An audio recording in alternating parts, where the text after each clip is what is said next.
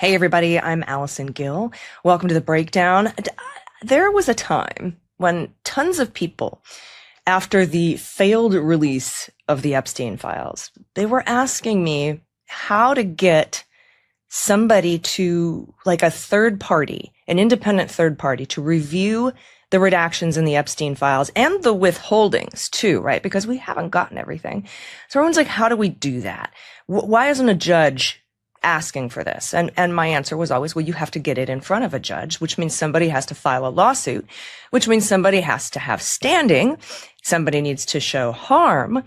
And, it took me back to the old Mueller report days.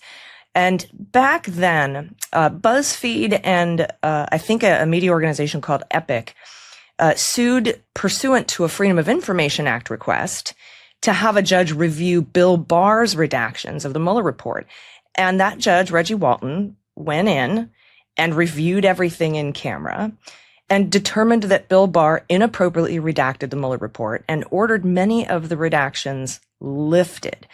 He said, here's what Judge Walton said: the court cannot reconcile certain public representations made by Attorney General Barr with the findings in the Mueller report. The inconsistencies between Attorney General Barr's statements made at a time when the public did not have access to the redacted version of the Mueller report to assess the veracity of its statements, and portions of the redacted version of the Mueller report that conflict with those statements caused this court to seriously question whether Attorney General Barr made a calculated attempt to influence public discourse about the Mueller report in favor of President Trump, despite certain findings in the redacted version of the Mueller report to the contrary. Now, you can pull out all the Mueller report stuff and plug in the Epstein files, and it's so similar. What the Attorney General is withholding, what the Attorney General is redacting, it goes against the public statements that they've been making and that the government's been making. And so somebody needs to review that. But in order to get a judge to review it, you've got to get it in front of a judge, which means you have to file a lawsuit. Well, somebody filed a lawsuit. And that's what we're going to talk about today on The Breakdown.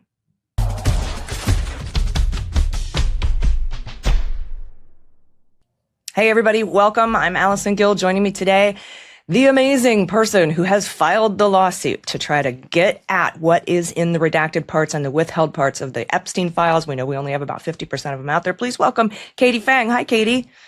Hey. How you doing? Mueller report. Feel like we're kind of going down memory lane together. Down memory lane. And I remember Judge Walton being like, you lied to the American people. You misrepresented what was in the Mueller report in order to hide the breadth and depth of Russian interference in the election. Now we're in the same spot where the Attorney General is hiding what's in the Epstein files to hide the breadth and depth of connections of certain people, stuff that was supposed to be released pursuant to an actual law. And so you are bringing this lawsuit. Tell me about what made you think of this, because I think it's pretty brilliant. Well, I have a visual for today. Your Honor may approach. Let the record reflect I'm now showing Exhibit A. Okay, so Exhibit A, I'm being generous. I intentionally picked this one for you and I hang out with, right, Allison? So Exhibit A has a bait stamp number at the bottom right, EFTA, Epstein Files Transparency Act. And this particular document is 623755. Right. And by the way, there's no consistencies on the bait stamps at all in this production, which is frustrating. But this is a part of a multi-page PDF from a law firm called Berman, Critton, Ludier, and Coleman LLP. This is a law firm in Palm Beach County. And this was a part of basically the law firm's accounting to talk about what had been paid by and what had been billed by. Now, I actually think, and because this is unclear, I actually think this is generated by Epstein's accountant, because it says total Critton fees billed through June 30th, 2010, total paid to trust for settlements other through July 20th, total paid for fees and to trust for settlements other through July 20th, 2010. So it has all this stuff here, and I really do think it was prepared by Epstein's accountant, because it says stuff like photocopy expense amount is crazy, research expense amount is crazy, like things like that, right? But the reason why I focused on this is this piece of paper, Allison, says settlement amounts. And Critton was the law firm that handled the civil litigation that was brought by the Epstein victims and survivors that were a part of the non-prosecution agreement kind of umbrella. Because if you'll recall, a part of that sweetheart plea deal was the requirement that Epstein actually pay civil fees from these victims and survivors settlements. And so the names are redacted. Some that are not are Doe, as in Jane Doe. And then, but then there's one named DiCenzo. But the rest of it, I would say generously, is the DOJ abiding by the law and redacting because of the identities of victims and survivors. But I don't know, because when you look at other stuff that's related to this law firm, and another part of the Epstein files rollout, they have all these redactions that are clearly not supposed to be redacted. And so while I've been doing this type of work, because, you know, I really am interested in the lawyers and the follow the money aspect of the Epstein files, et cetera, I keep on hitting all these roadblocks because I want to know what's here, right? And I think it just made sense that eventually I would come to some level of frustration, which is like, I can't do my job. I cannot explain to my viewers, my listeners, my subscribers, and my readers what is going on here because I cannot digest, synthesize, discern, and do further investigation into this information because I just don't have access to it. And that has materially prevented me from doing my job. I am right now only being used as a propaganda arm for the Trump administration, meaning I can only report on what the Trump administration wants us to have. And that is not what the law said. The law said that the DOJ had to turn over in a downloadable, publicly searchable format a slew of information. And that's the other thing. If you go back and you look at the language of the statute, it is not just, hey, an email, hey, a piece of paper. It's everything, photos, videos, documents, you name it. And it's not just Epstein. It's Epstein, Maxwell, and people that are mentioned, related in the orbit or whatever. We all know we haven't seen the entirety of what is there. And that was the reason why I said, you know what? I think it's time that we sue the DOJ for its violation of the law. I like to say, Allison, I am seeking a court order to make lawyers actually obey the law.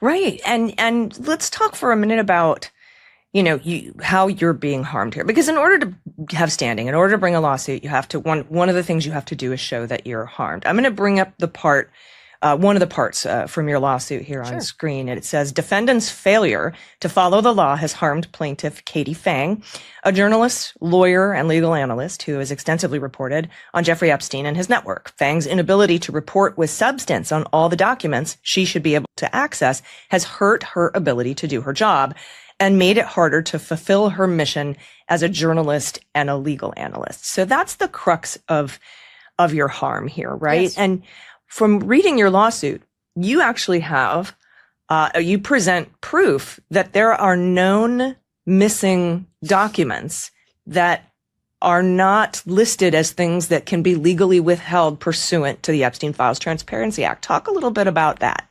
Yeah. So if you look at the law, it provides, I like to think of buckets. It provides buckets of exemptions, right? And that was signed into law. And one of the buckets is redactions to protect the identity and confidentiality of victims and survivors. We know they screwed that up, right? We know they have outed some people that never wanted to be outed. And that information, I will give them, again, the benefit of the doubt that they have done according to that bucket. But there's a bucket of information that is in my lawsuit that I am seeking, which is we know that, for example, involving Donald Trump, there is a credible 13-year-old who at 13 years of age alleges that she had a trafficking incident or multiple incidents involving Donald Trump. And we also know that there have been FBI interviews. We know that there's notes. We know that there are documents that are relevant to her allegations. And I can't tell you through my own investigation or my further research, anything more other than what they have put up, taken down, and only limitedly put back up again. So I know that there is material that is being withheld. There's also a bucket of things just got screwed up, right? Like, so there's duplicative documents in the rollout. And I use this as an example. in one document, you'll see the name of the person, but their email address will be blocked out. And that name of that person is clearly, like, it'll be Ghislaine Maxwell. She doesn't have the beneficiary of being like a redacted email. And then in the same piece of paper, just in a different form, her email address will be blacked out, but her name will appear. I mean, it's just bizarre.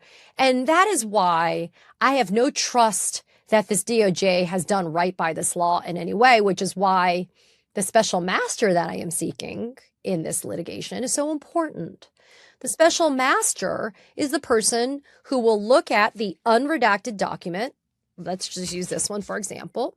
And the DOJ will say, oh, look, these are all the identities of victims, but because the special master is looking at the unredacted document, that special master could say, Katie, I've looked at the Epstein Files Transparency Act, I've looked at the unredacted document, and these are appropriate redactions under the law. But absent that, how am I supposed to know? I'm supposed to trust them? Is that a joke? Trust I'm me, supposed bro. to just trust they've done right? I mean, you and I have covered here on your channel how they've really screwed this up. And so I think that I have more than a fighting chance on the standing issue, because what are they going to tell me? You're not damaged by this? Is that a joke? I mean, I cover a lot about Epstein on my channel. That is a huge part of what I cover. I have gone and done stuff in person on this. Like, this is not just a hobby. Like, this is my job now. Like, this is what I do for a living. Mm-hmm. Yeah. And, you mentioned duplicates. I think that's also something really important, because that 13-year-old Accuser that and survivor that you're talking about, all of those documents that were kind of released as a little bundle were duplicates. They actually came from Ghislaine Maxwell's. They were bait stamped with Ghislaine Maxwell case numbers, not original FBI files. So we know that they didn't even give us the originals. They're giving us duplicates from somebody who's trying to get a pardon, which is interesting. But that's a different show. But, I spoke to a survivor who was in that. Do you remember the anonymous tip summary pages that they released and then pulled back down and then put back up? Yes. After an outcry, they had to put it back up. I spoke to one of the people who made one of those anonymous tips to the FBI. And, she showed me voicemails and phone calls with the FBI where they had first initial contact, and then they had proper, like 3 or 4 proper FBI interviews. But those 302s were nowhere to be found. We saw the Maria Farmer, one of her 302s was released, but not the other ones that she knows she sat for interviews with that discussed Trump. And so we have got duplicates. We don't have the originals. And it's just a big, giant mess. And so you, as a journalist who needs to be able to do a proper analysis on what is in the Epstein files, are completely unable to do your job because you don't know what's in there. And so I think one of the things you've asked for is a special master. But going back to, I want to talk about that in a minute, but going back to what you need to do to have standing and bring a lawsuit, besides showing harm, there needs to be no other way to get these documents besides the way that you're asking. And so because when I wanted to get and I still am doing this, to get the training videos that trained FBI analysts on how to redact Trump's name and how to keep a log of it, I went through Freedom of Information Act requests. So do you think that the judge here in this case might say, Katie, there are other avenues to get these documents that are available to you? What would you say to that? If we'll stick with the example that I pulled for today's conversation, I can't serve a FOIA on this law firm. How am I supposed to get information from this law firm via FOIA, right? I can't even serve a subpoena. Under what concept am I serving a subpoena? How would I ever get this information from the law firm? What if settlement amounts is not just victims? What if they settled to keep somebody silent who was an employee of Jeffrey Epstein that had relevant knowledge as to his conduct? I don't know, right? There is no other person within reason. There may be some entities or some people that have care, custody, control, possession of documents right now that maybe are originals, maybe duplicates of what the DOJ has. But again, the law itself imposes the burden on the Department of Justice and no one else. The law doesn't say the Department of Justice, comma, and any other entity, individual, business, whatever, that may have this information as well. The onus, the burden is exclusively on the DOJ to produce this to the public, not produce it to themselves for further redaction, but to produce it to the public. And it's everything under the sun. It is an incredibly generously expansive, comprehensive list of things that are supposed to be turned over. And what we've seen thus far is not. I'll give you another example. The follow the money is really important, right? Financial bank statements, et cetera, have been blacked out in whole. What? How is that possible? Why don't we have that information? That doesn't protect the identity of a victim and a survivor. That is not national security concerns, which we know Blanche has already said there are no national security concerns. I don't have the opportunity to access the information from anybody other than the Department of Justice. If you want to sit there and carve out a few places, sure. But even with a FOIA, what happens then, right? Like what happens with the FOIA? And so this lawsuit, I will tell anybody and will admit it's a novel approach. It's the first one being brought. And, you know, we've really vetted this to see how this thing will roll out. And we're pretty confident we'll survive the standing challenge. But we're ready to do this, and we're ready to do it on a pretty quick basis. We know delay is only going to help them. And so we don't want to drag this one out. Yeah, and I also think it gets to a very important question about the Freedom of Information Act. If you're trying to get documents from a government that is corrupt and doing wrong things, and you have to ask the government to give them to you, that's like a non-adversarial situation, right? And we see these all the time now with Donald Trump in office. Like back in the day when they wanted to get rid of the Flynn case, there was no opposing party, so they appointed an amicus to come in and be the adversary. So Trump suing his own IRS for $10 billion. Yeah, they just did that there, yeah. Trump trying to vacate the seditious conspiracy charges against the Oath Keepers. There's no argument. There's no adversary. Without that adversarial system of law, there's no jurisdiction to do that. And so I'm really interested to see how the court parses out when you want to do a Freedom of Information Act request, for example. If they say you got to do a FOIA first, to the people who are hiding things from me, that's who I'm supposed to do a Freedom of Information Act request to.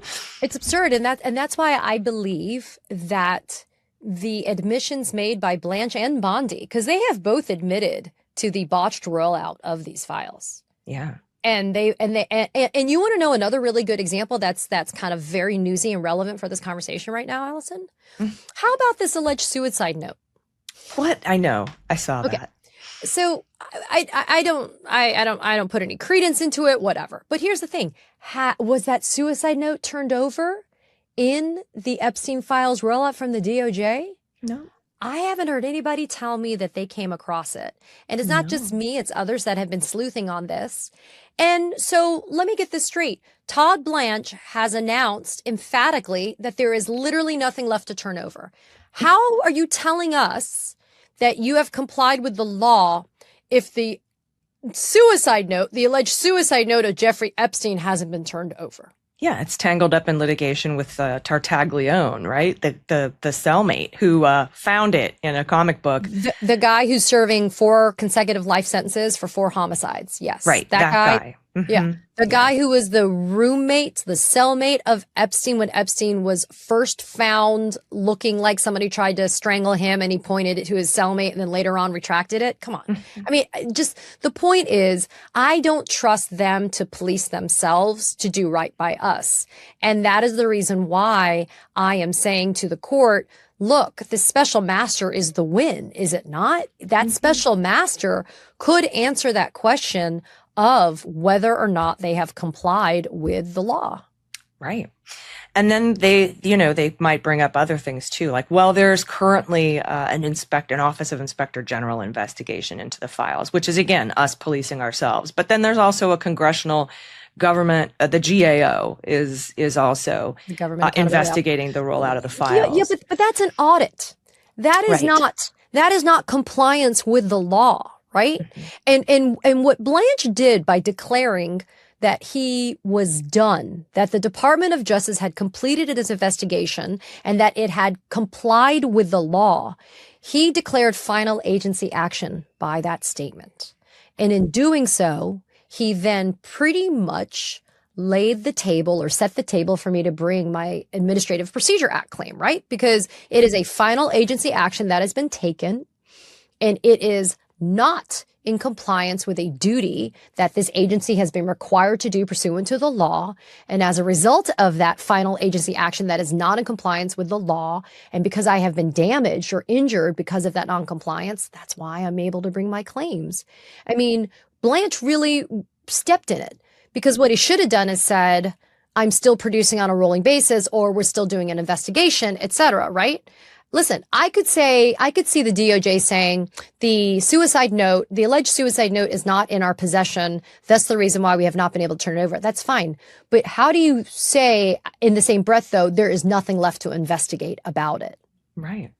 Right. It doesn't make any sense at all. And I'm going to put up on the screen here is your prayer for relief. This is what you're asking for. And number one is to declare that the government has failed to comply with the Epstein Files Transparency Act, to enjoin the defendant's ongoing violation of the Epstein Files Transparency Act, meaning you have to stop breaking the law, and specifically direct the defendant to A, remove all unlawful redactions, B, explain the bases for any remaining lawful redactions, because they didn't do that pursuant to the law. They had 15 days after the final production, and all they did was put out a paragraph saying, this is it, we promise.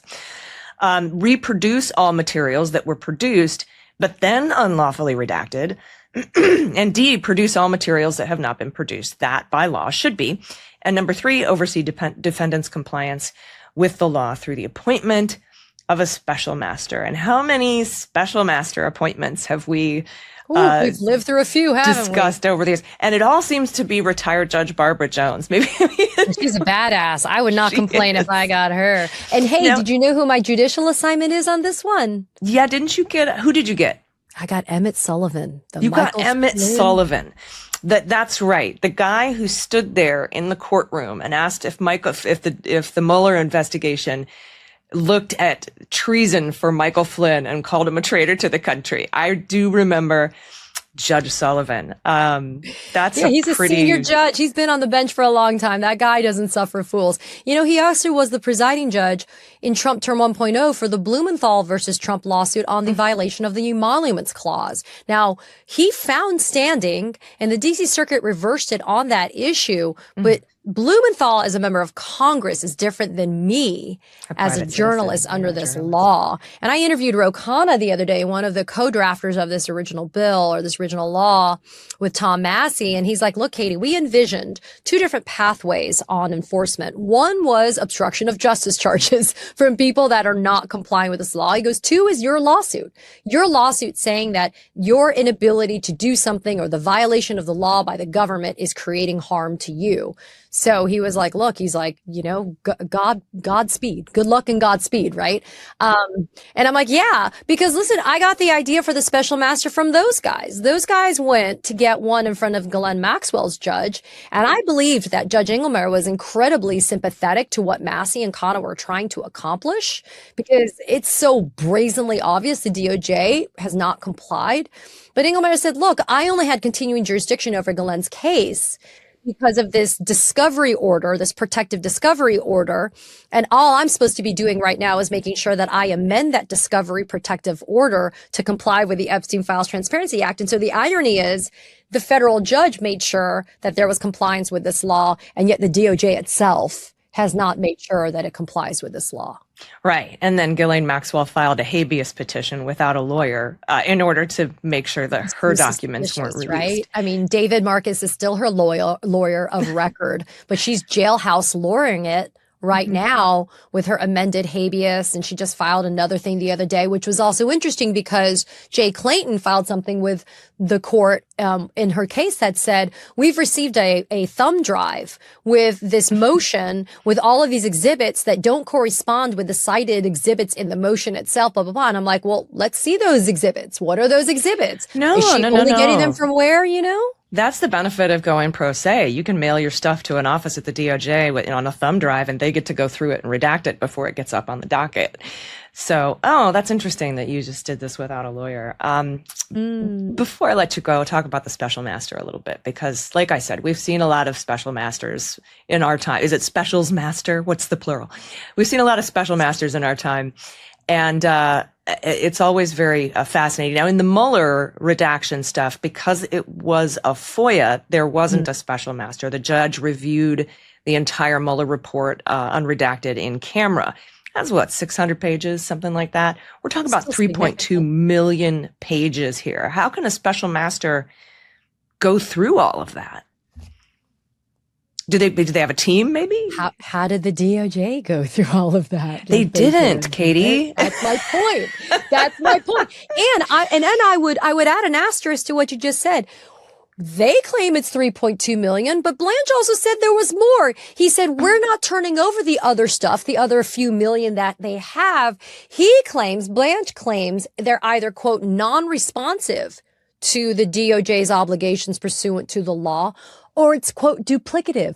I'm sorry. I've seen a lot of duplicative shit in this production so far on the DOJ website. That didn't stop you before. And you're not supposed to sit there and say, I can withhold duplicate copies. The law's right here. It don't say that. Right? No. And so that is why a special master, this is probably a great engagement for a special master, because this has to be done piecemeal.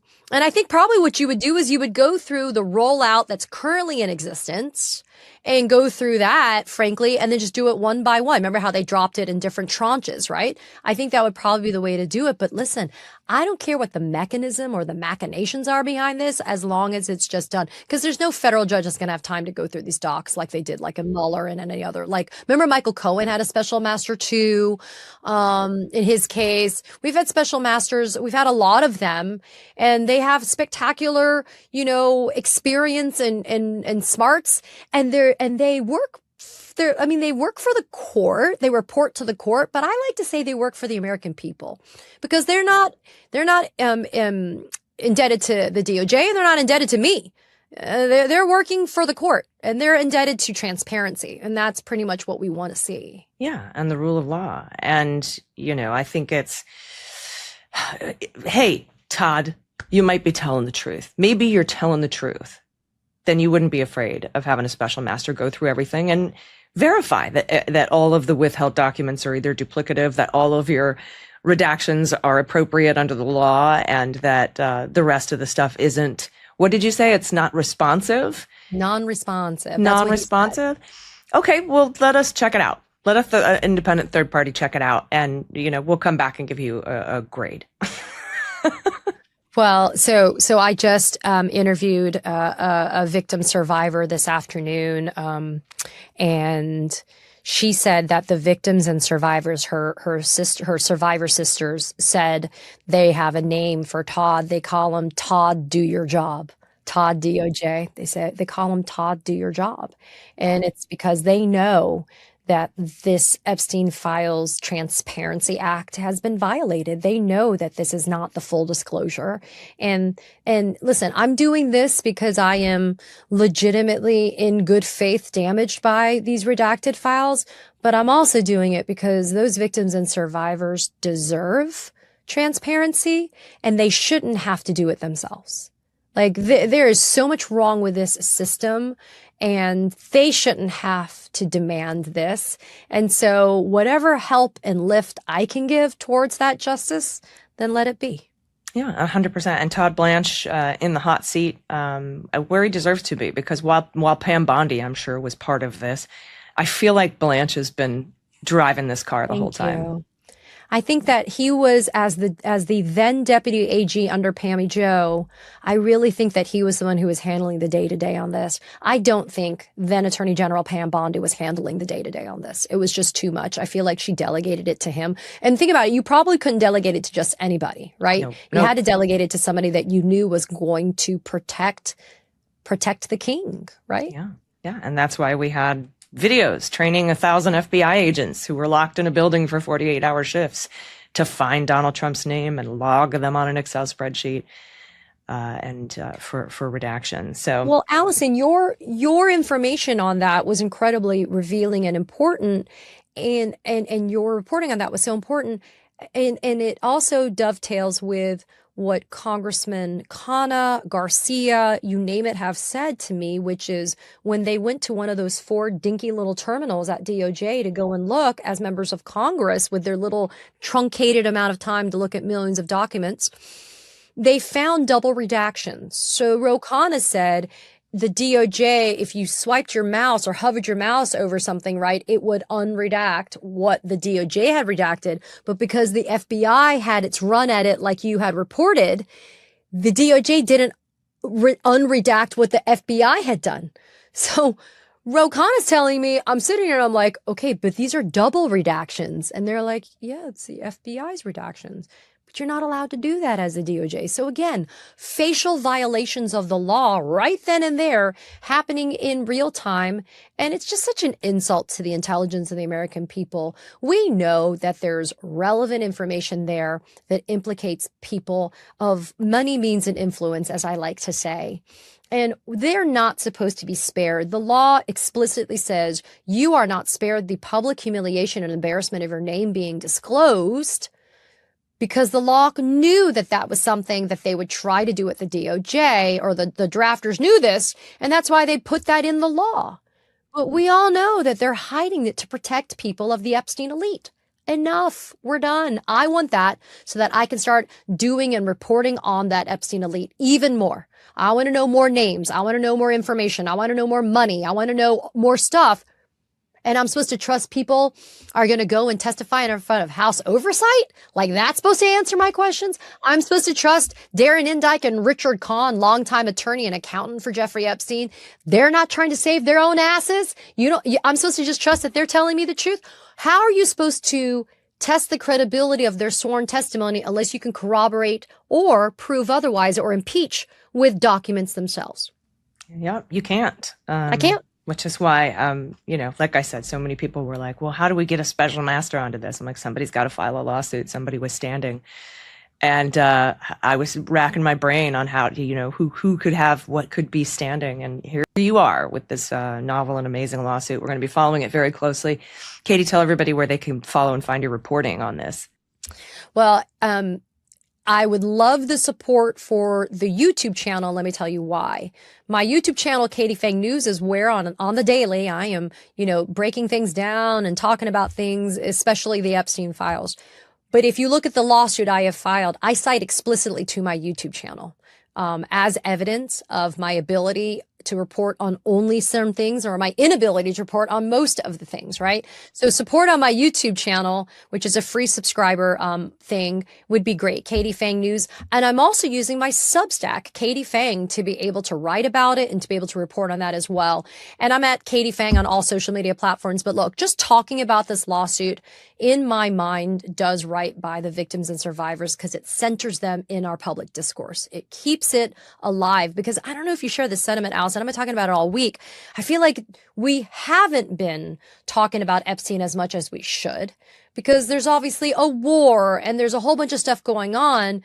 But look, Ted Waite testified yesterday, the longtime boyfriend of Ghislaine Maxwell. That barely was a blip in the news, right? But we know Pam Bondi's going to report on May 29th for her sworn death in front of House Oversight right now. But even that didn't get as much attention as it should. We really need to keep the Epstein files front and center in these conversations. I agree. And that's how we center the conversation on the survivors and transparency and justice for them. Thank you, my friends, so much for joining us. Everybody, thanks for watching The Breakdown. Thanks for Meidas. Thanks to Meidas for hosting this show here on the Meidas Touch Network. I really appreciate it. I'll see you next week on The Breakdown.